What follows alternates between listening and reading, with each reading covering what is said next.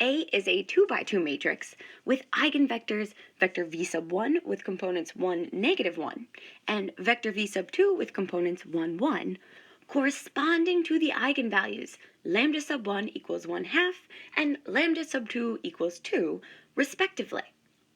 Now here we are asked to find matrix A to the 9th power times vector x, when vector x is the vector in R2 with components 7, 1. So to begin, let's recall that formula relating eigenvalues to powers of matrices. So for an n by n square matrix A with eigenvalue lambda and corresponding eigenvector vector v, we know that for all positive integers n, lambda to the nth power is an eigenvalue of matrix A to the nth power with corresponding eigenvector v. So we're going to be able to use this formula to help us compute matrix A raised to the 9th power times vector x. So let's think about what we are given. We have a 2 by 2 matrix A with the following eigenvalues and corresponding eigenvectors.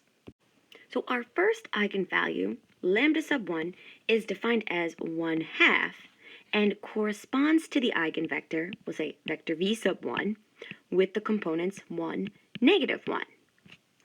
And our second eigenvalue, lambda sub 2, is defined as 2 with the corresponding eigenvector v sub 2 with the components 1, 1. Now, we can use the matrix equation to relate these eigenvalues and eigenvectors as well. So in case 1, we can write this as matrix A times vector v sub 1 being equal to 1/2 times vector v sub 1. And in case 2, we can relate these eigenvalues and eigenvectors using the equation matrix A times vector v sub 2 being equal to 2 times vector v sub 2. Now, since the set of vectors v sub 1 and v sub 2 forms a basis in R2, right, these vectors are linearly independent and span this space, we can write vector x as a linear combination of vector v sub 1 and v sub 2. So that's what we're going to do now. We want to write vector x as a linear combination of these two vectors. So in other words, we are going to row reduce the matrix with column vectors v sub 1 and v sub 2 augmented with vector x to row reduced echelon form. So here we go. We have the matrix with column vectors v sub 1, v sub 2, augmented with vector x.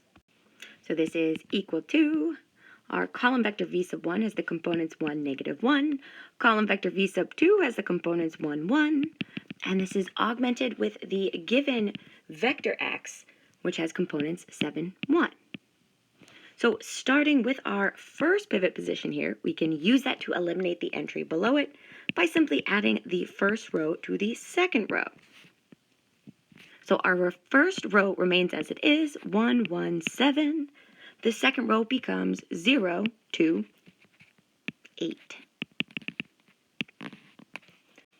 So we can now take our second pivot position and use it to eliminate the entry above that by doing minus 1/2 times the second row plus the first row, and then we can also multiply the second row by a scalar multiple of 1/2, which leaves us with the matrix 1, 0, 3, 0, 1, 4. So this is letting us know that we have C sub 1 is equal to 3 and C sub 2 is equal to 4. So therefore our linear combination is defined as vector x is equal to 3 times vector v sub 1 plus 4 times vector v sub 2. Beautiful. So we can now use this linear combination to help us compute matrix A to the 9th power times vector x.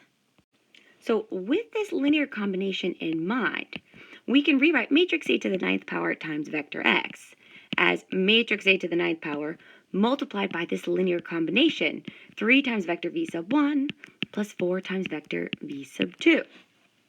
Now, by the distributive property, we can rewrite this as matrix A to the 9th multiplied by 3 times vector v sub 1 plus matrix A to the 9th times 4 times vector v sub 2.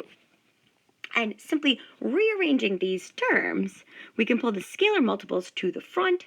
So we have 3 times matrix A to the 9th power multiplied by vector v sub 1 plus 4 times matrix A to the 9th power times vector v sub 2. Now, recalling the matrix equation relating each eigenvalue to their corresponding eigenvector, as well as the formula relating eigenvalues to powers of matrices, we can now rewrite this expression as follows.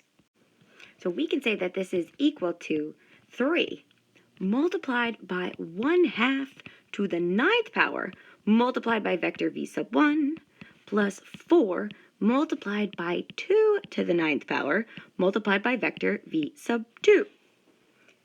Now, we can simplify these powers. We have 3 multiplied by, so 2 to the 9th is 512, so we have 1 by 512 multiplied by vector v sub 1 plus 4 multiplied by 512 times vector v sub 2.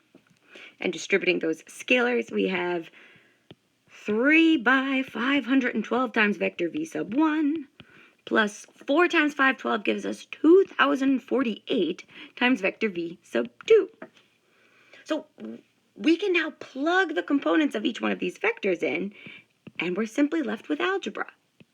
So we have 3 by 512 multiplied by vector v sub 1 with the components 1, -1, plus 2,048 times vector v sub 2 with the components 1, 1. So distributing our scalars through, we have 3 by 512 minus 3 by 512 plus the vector with components 2,048, 2,048. So now simply combining up these like terms, we are left with the enormous components. So our first component, if we add 3 by 512 plus 2,048, when we attain that common denominator, we are left with 1,048,579 divided by 512.